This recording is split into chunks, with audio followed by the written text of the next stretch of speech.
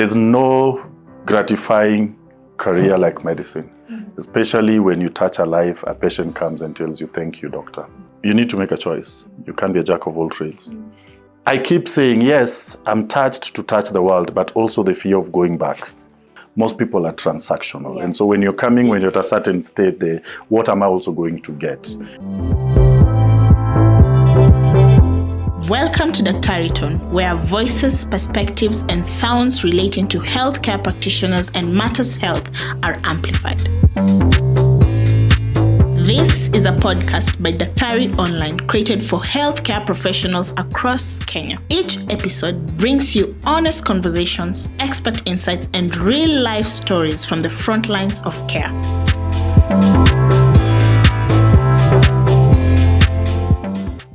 Hello and welcome to Daktari Tone podcast, where voices, perspectives, and sounds of healthcare practitioners are amplified.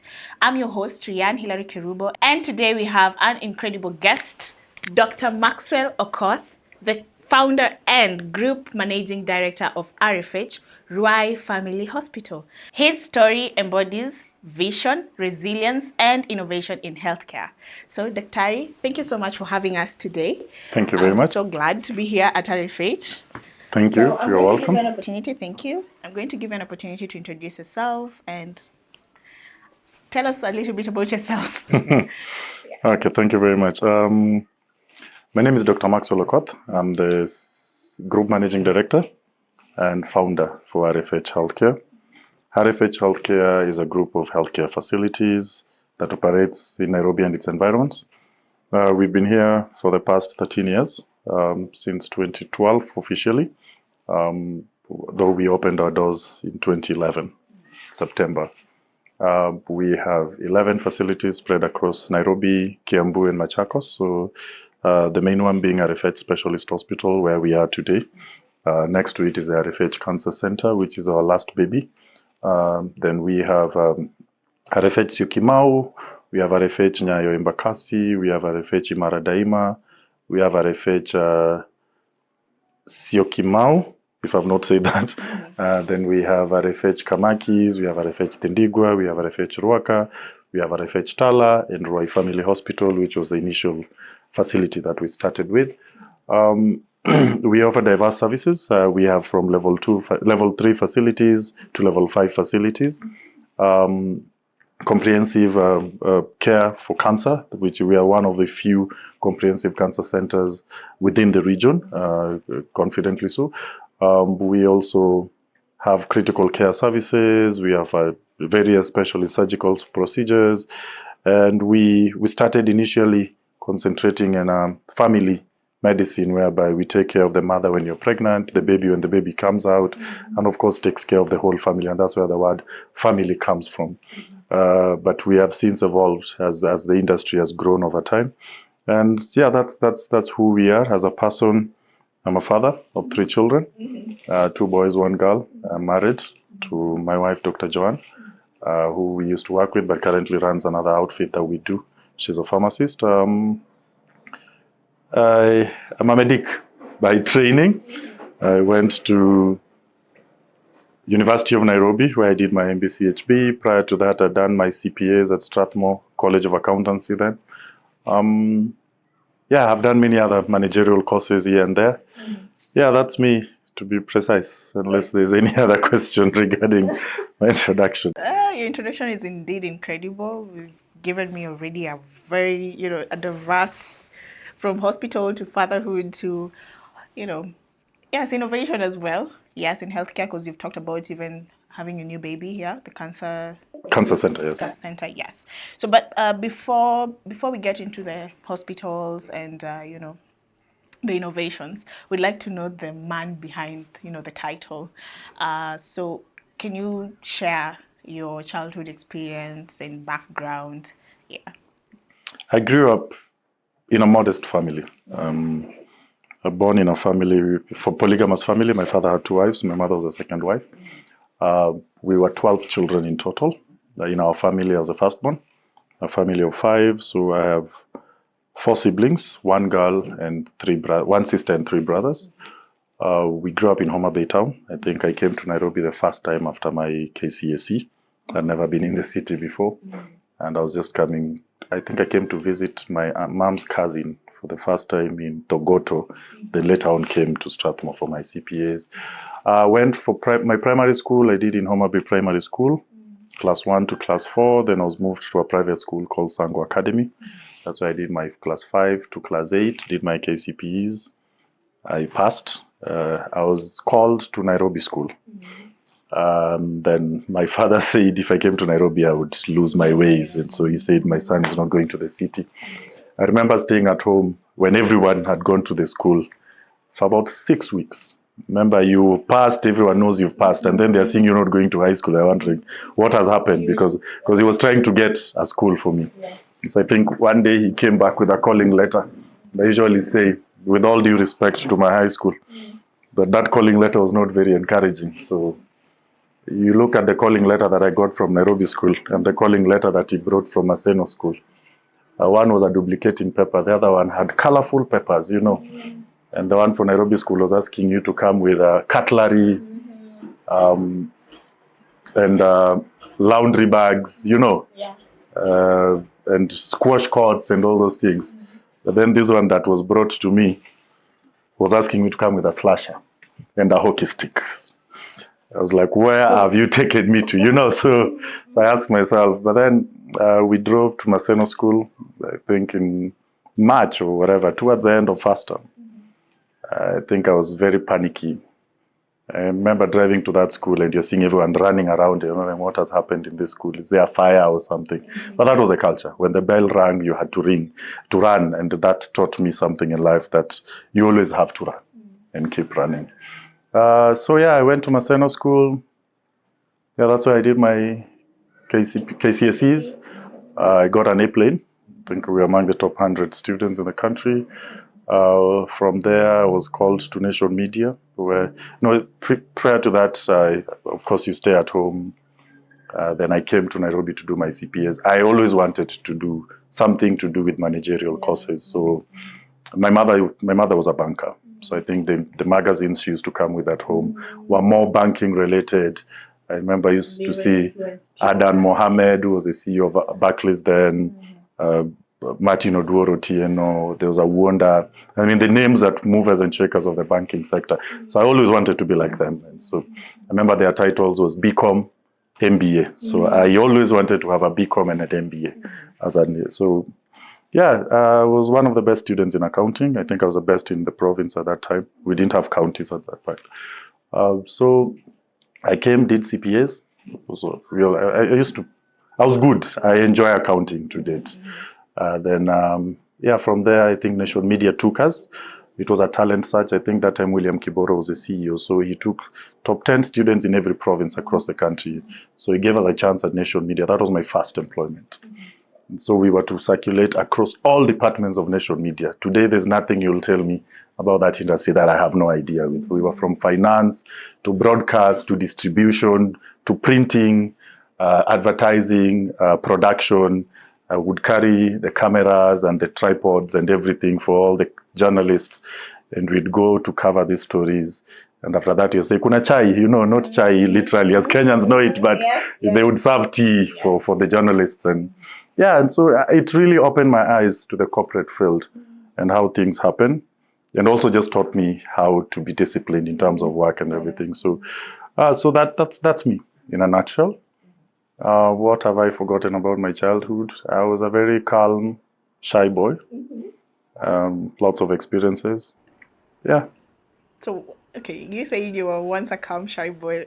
Once, I'm still shy. So. I didn't get that for the first meetup.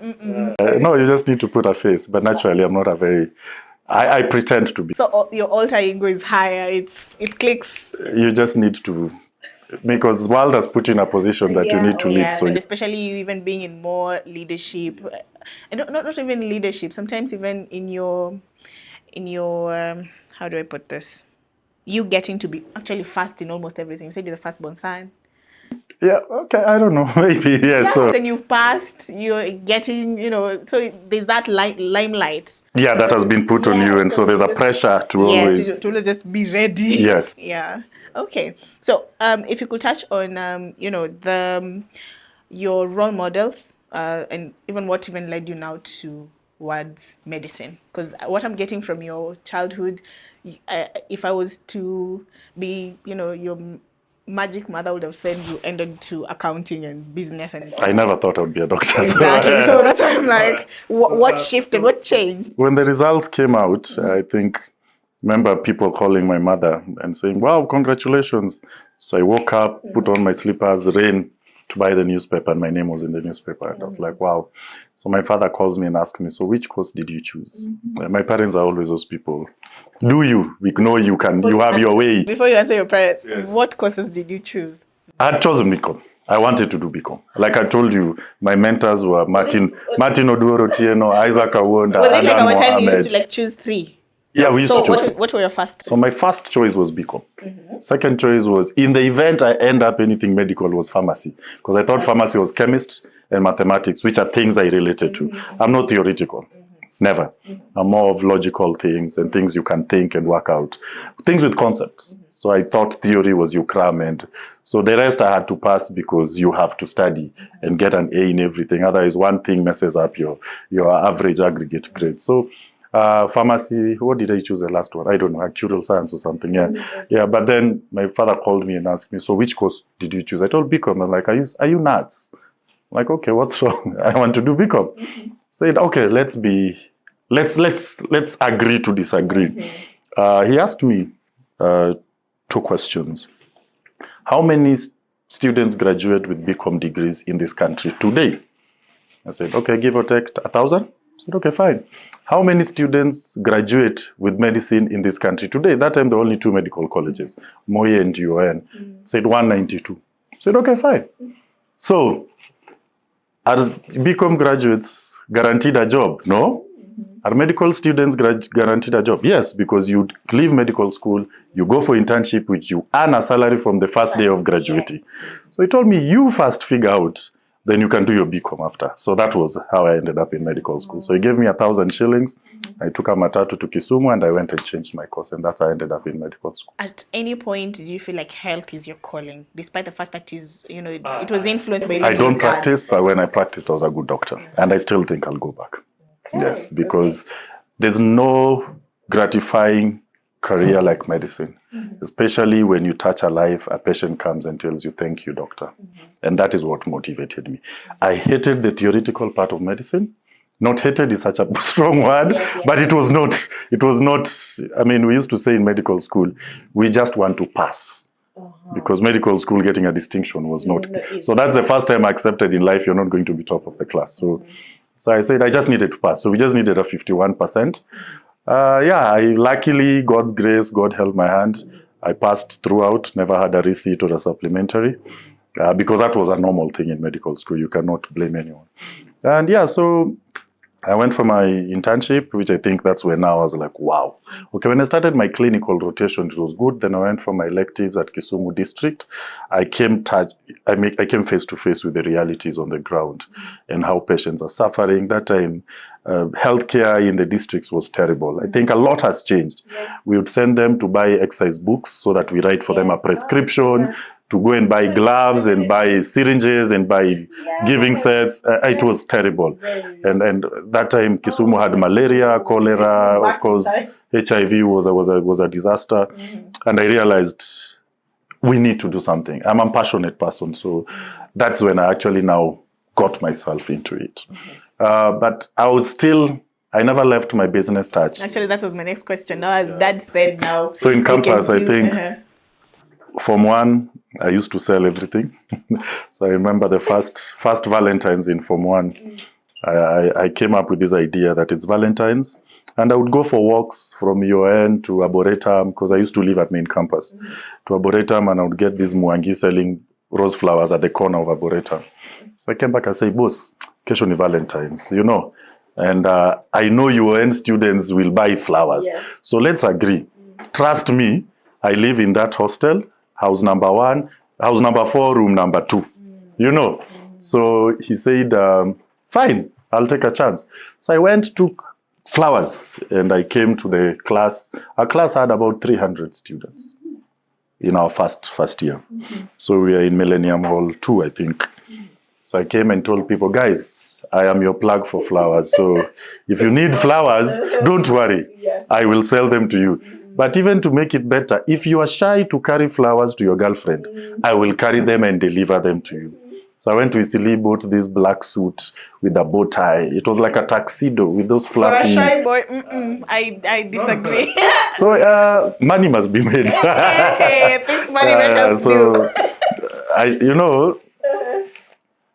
My parents used to give me, if I told you the allowance they used to get per month, it was barely to survive. So for me to get extra, to get the lifestyle I needed, I had to do something. So that at that point, the shyness can wait for 2 minutes. Yeah, so I sold flowers. In the evening, I made my money, took from Mwangi his money, the leftover flowers I took back to Mwangi. And that's how we started. And from there, I became a broker of flash disks, memory cards, all those things, yes. If you needed 2.1 speakers, creative, I had Njuguna uko chini, Kirinyaga Road, and Luthuli. There was no corner of Luthuli that I didn't know. I would tell you which is an original Sony TV and which is a fake Sony TV, and yeah, and still come to class. So that was my campus. And then I think in third year, fourth year, I started the first online shop in the country. It was mkoba.co.ke. That time it was mkoba.co.ke. Then there was another competitor who came in called Dealfish. Then Dealfish became OLX. Then OLX became Jumia. I'm sorry to cut you short, but you are a mind of innovations. Because what I'm getting is just you begin, you start. How that started was actually very funny. I was just curious because websites had come in and there are young boys in tech who are making money by designing websites. So I went to Google and Googled and YouTube and how to make websites. So we used a content management system, CMS, called Joomla. So I knew how to do Joomla, and then one day I made an e-commerce and it was then. A friend told me, you can make money. I actually made a few websites. So there's an uncle of mine who gave me a gig to design a website, paid me 30K. That was a hell lot of money. Your mind in our generation right now, will do great things. Literally, we'll find people selling what? No, the younger people are doing more. Yes, I know that, but then still, as much as we're still doing more, at that time, because I'm looking back at your time. I think I was running away from poverty. Exactly, because I'm like, when I left Homa Bay, I said I'm not going back. I'm not going back. Yeah. So that was it. We did the online thing. Then I went for electives. I didn't have anyone to run it. I didn't know how to structure a business to be independent. So it was dependent on me. I was the order guy. I was the delivery guy. I was everything. Yeah. So when I was not there, that's how we closed it. And then I think I needed to make a decision. Should I continue with this? Maybe I could have been Jumia today. Yeah, maybe. Or drop everything I've done. God did say no. RFH is there's something coming, so he had bigger plans. So that was my campus. Well, two things: go-getter and opportunistic in a positive way. Because sometimes that term, it doesn't sound so good. But it's like any chance you get, you just because I'm just from your story, from you being a first year selling flowers. And just not only flowers, you would have stopped at flowers or stuck at flowers, but you're like flashed it. I was a plug. If you needed anything, I would get you. What do you need? I got my plug. Yes. The number is Maxwell. Yes, call me. Wow. Of course, put my markup over there and yes. Okay, now, what challenges while growing up? Because, you've also mentioned very interesting parts of your life. You coming even from a polygamous family. You've also mentioned things that, some people don't... You saying it out loud and even where you are at, it shows us that life, you have to take the stairs. Because you've mentioned exactly, your parents didn't give you enough, not... just enough to keep. No, we calculated. My mother was a banker, So my mother would tell every shilling so mandazi moja asubuhi ni pesa ngapi? Breakfast is this. Lunch is 30 bob. We literally calculated. And then 1,000 pocket money for perambulating. 1,000. So if you ever go to tacos for one night, a beer was 80 bob. Wow. So if you take 3, you've taken, you've taken a third of your pocket money. And there's transport from town to, so And of course, you're talking about also Valentine's. There's also Yes, you need to go buy a rose flower. You need to buy a cone of ice cream at Cremin. I know by the second week it's done.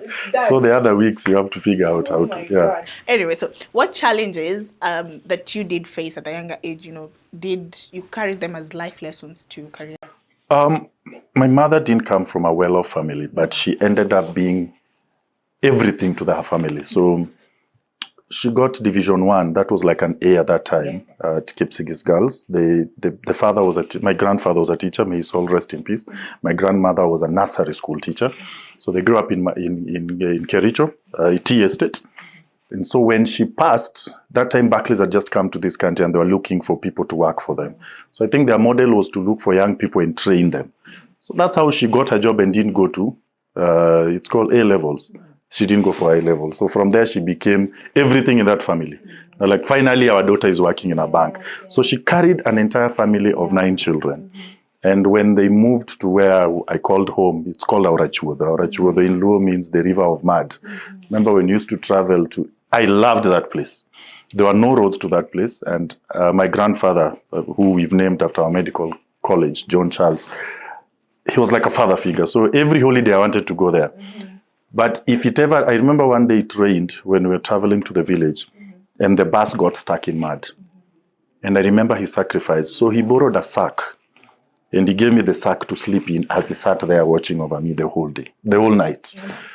And every time we went there, I would come back home with jiggers and scabies. But I loved the idea that we would go grazing and collecting firewood and just seeing the landscape. The land was virgin, the air was fresh. It was an amazing experience. And I would do that anytime. And so I keep saying, yes, I'm touched to touch the world, but also the fear of going back to where we came from. I would not want to go back. But I'm not going back. Yes, but I'm not going back. So those are some of the experiences that I mean, the house we used to live in, those houses where you sleep, you shower and bathe outside and then come with the basin. And some of those things shaped my life.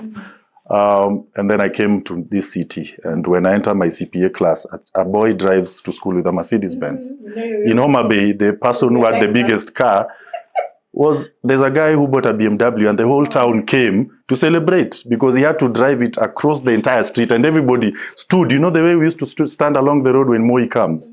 So everyone stood along that road to celebrate this BMW. So I come and my classmate is sitting next to me and he's driving up. I say, no. Life can't be this unfair. So, yeah.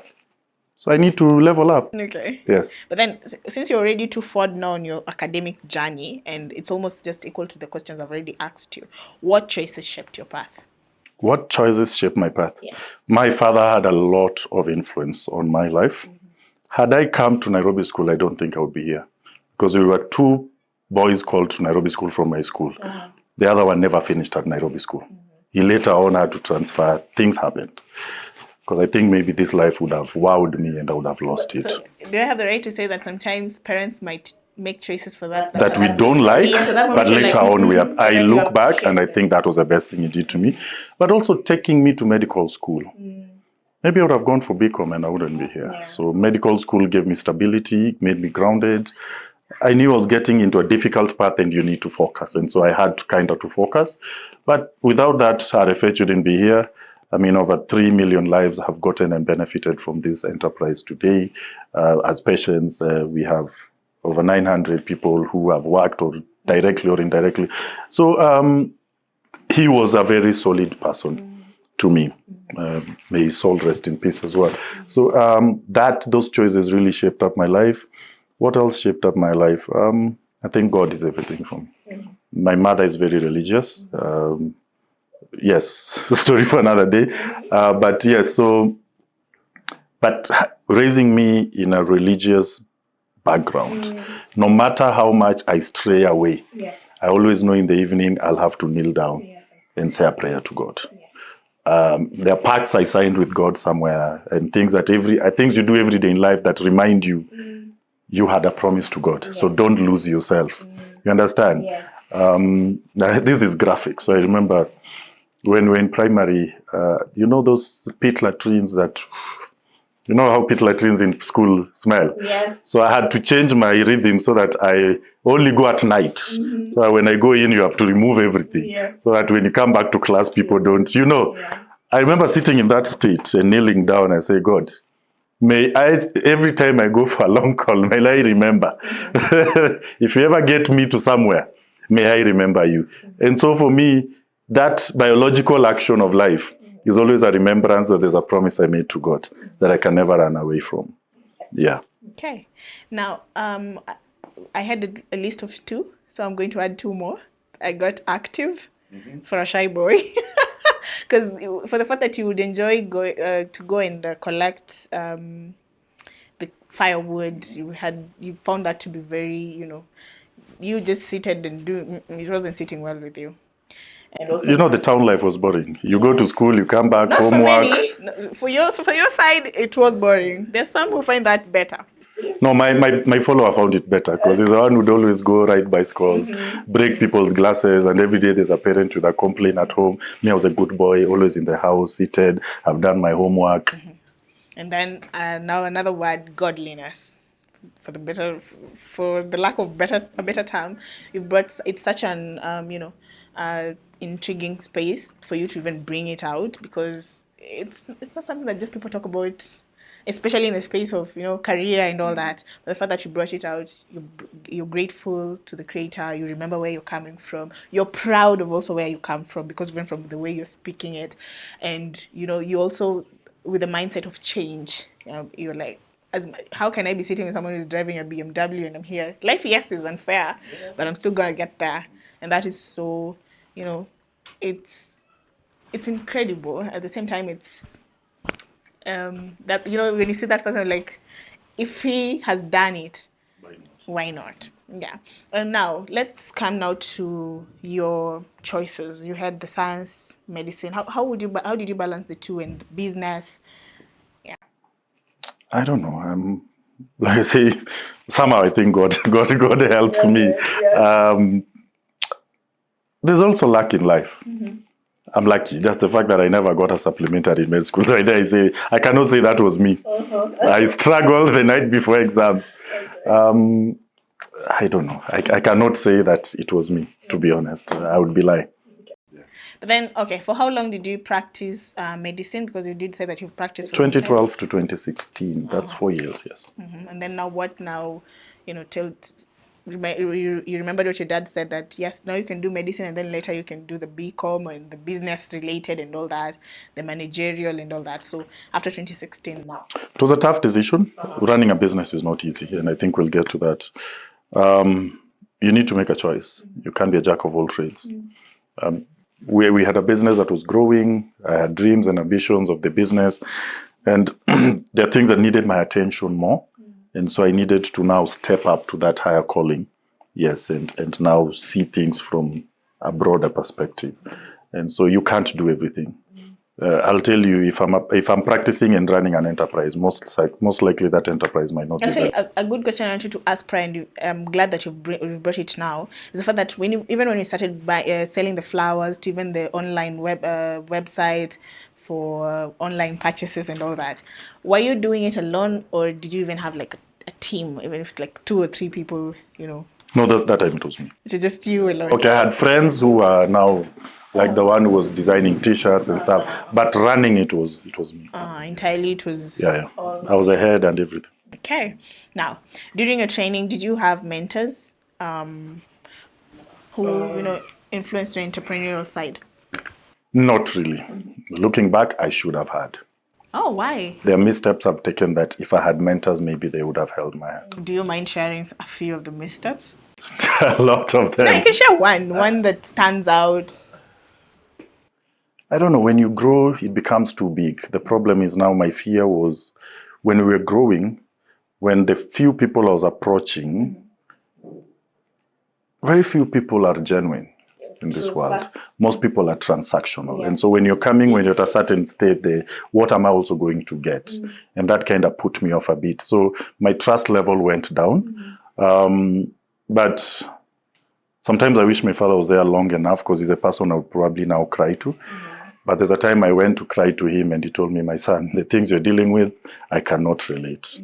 And he told me, the only person who can help you is God. I remember him coming and standing here and starting to cry and say, my son, this is you. And I told him all the challenges I'm going through, financial, whatever, cash flow, staff, nini. Like, you know me, I've been a teacher, that's all I know. He said, Ingine, there's not much I can tell you. And so then now, later on, I realized you need people, to be honest with you. I didn't have them actively, but looking back, I should have had them actively, yes. So, yeah. And maybe later in life, did you now get mentorship? Yes, so I do a lot I think school has been my thing. So I was always in school. So after med school, I went and did the Stanford Seed. I did managing healthcare business. Then I did Stanford Seed Transformation Program. Then from there, immediately I went to Harvard Business School to do the Senior Executive Program for Africa. Then I went to Strathmore, Lagos, and Yale combination to do the Global CEO. Currently, I'm doing my MBA at USIU. So I think school has been my mentor.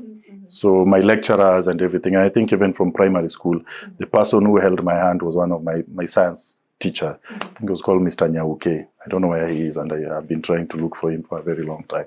If he ever sees this, may he reach out. But I think he really shaped my life.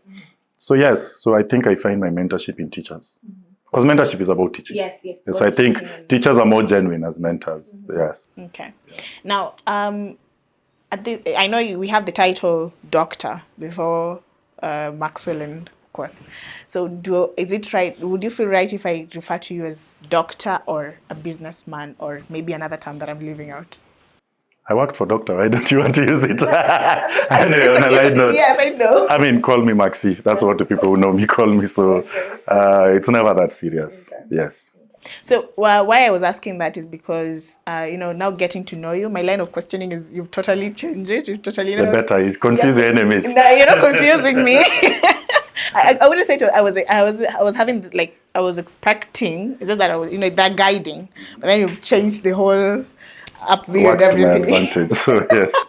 Yeah, but then, the question was if you weren't what you are today, because you see, you've mentioned a lot of, not a lot, but if you weren't what you are today, what would you be doing?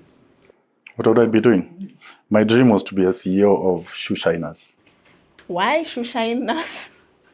When we were growing up, shoe shiners were these tall stools in every corner of CBD. I know you're confusing your enemies because we were talking about something else. Shoe shiners just comes out of nowhere. Yes, so I thought, why can't we have them in a structured system and have a brand and build this chain of shoe shining stalls in the country? But don't you think we do? I'm not quite sure. Yeah, I think when I thought of it, Kiwi took it up and make them those 2-3 stalls and stuff. But it's still a business enterprise. Yeah. Do we have a brand? Do you have a brand in mind? None, right? None. So why can't we have the way we have barber shops, a shop you can walk in just for your shoe to be polished? Actually, even with that. And mix the shoe shining with a cobbler. Yes, a cobbler and also the cleaner, the ones who clean. There's shoes that need the shining. The maintaining, the cleaning. And then there's those that need, I see them when actually this rainy season there are too many. We have always made them to be these people with, sitting somewhere in a veranda. And then they'll have like their soap. And then again, you'll get to another stop, you'll now find one with a brush. So why can somebody take a shop and make it a place for shoe? You have a mind of innovations, truly, from a younger age. You've asked me what I would be doing, so yes. That's what I would be doing if I was not here. Okay. Now, what is that one thing that your colleagues would be surprised to know about you? Maybe they do not know about you. I love R&B. I'm very soft. Yes, that's one thing people... If you see that side of me, you'd be shocked. So I put this tough face, so that's not me. Wow. Yes. I don't know how to ride a bicycle and I don't know how to swim. Okay, I don't know how to ride a bicycle, but I do know how to swim, but not like a fish. Please. Yeah, but I've registered for swimming lessons. So when we repeat this, I would probably tick that box. That is a good thing. Because maybe one day I'll fall from the airplane and go into the ocean. God forbid. But you just prepare for the worst. Okay, yes. If you're a risk taker, no. No, that is not how will you fall from the airplane? Because I hope to fly one day, and be a pilot. So that's how comes most airplanes fall in the ocean? So, okay. But no, Because those the are too biggest many part of the accidents in world one. is water. So higher there's chances of there- falling in water when you're flying. Okay. Falling, higher chances of you falling in there's a higher chance of you falling in water Than land, of when course. you're flying. Yes. So I need to know how to swim in the event. But I'm those are not too planning to. But those are too many accidents at the same time. You know, there's the plane crashing and then there's you again. And then now swimming. You know, it's better you fall in water and swim out. But anyway, God forbid. Because Amen. that will also make news. Amen. Yeah. But anyway, it's also interesting to know that, getting the side that you're never too old to learn something new. Because you've mentioned that you're also you've signed up. People said Sanders started KFC. Actually, I don't know how it old, reminded so- me of me telling my friend that I'm not yet a mother, but then I was envisioning myself with my kids riding the bicycle. But then I was like, I do not know how to ride a bicycle. Then I was like, maybe that time they'll push me. They push you. Yes, and You see now my kids tell me, Dad, show me. Then you can't tell them, And the father is a hero of every child. So. And I don't want to imagine me being, because I always also see myself that maybe my partner will be knowing how to ride the bicycle, and then so I'm just there maybe walking and. Or I'm sitting there at the swimming pool. So yeah, and these they're are things swimming. I have to achieve. Yes, so those are And ticks. you will. I keep pushing them, but I will. I with the few minutes I've had with you, you are a go-getter. So I believe the next time maybe I'll see you, you'll already be telling me, you know what, right now I can go, those, you'll even be telling me the styles, if it's called styles for swimming. Butterfly and all What that. are those? Yes, I hear people talking. And The ones maybe who you can feel. mention something, I can even hold my breath for like 7 minutes underwater. I'm like, okay, you're becoming a big friend. We are getting there. Okay, we've done great. We're done with this first segment. But before we end, I'd like you to ask me a question. Oh, wow. I was coming to be interviewed. Not to interview. I confuse I your ask you a enemies. question. Okay, fine. You're a fast learner. Where did you grow up? So I was, growing up and being born is different. But anyway, I was born here in Nairobi, but then the better part of my life, I have grown up in Kakamega, the western side of Kenya. Yes, it was a great neighborhood. Visited Kakabek. Past Kakamega is a place called Lubao. Yes. Lubao Boston. Yes. So I think my father took me to visit an uncle so that I stopped being tough-headed because she kept telling me, wewe, nitakupeleka approved school. So she just needed me to see how an approved school looks like. Yeah. What one thing do people not know about you? At this point, I think now they're getting aware of it, that I can dance. Yes. Yeah, definitely that I can dance. Great. Yes. This was nice. Stunt. Now, yes, our guests in our next session, we're going to be talking about now the birth of RFH. We've got to know the man behind the title. And this is great. See you next.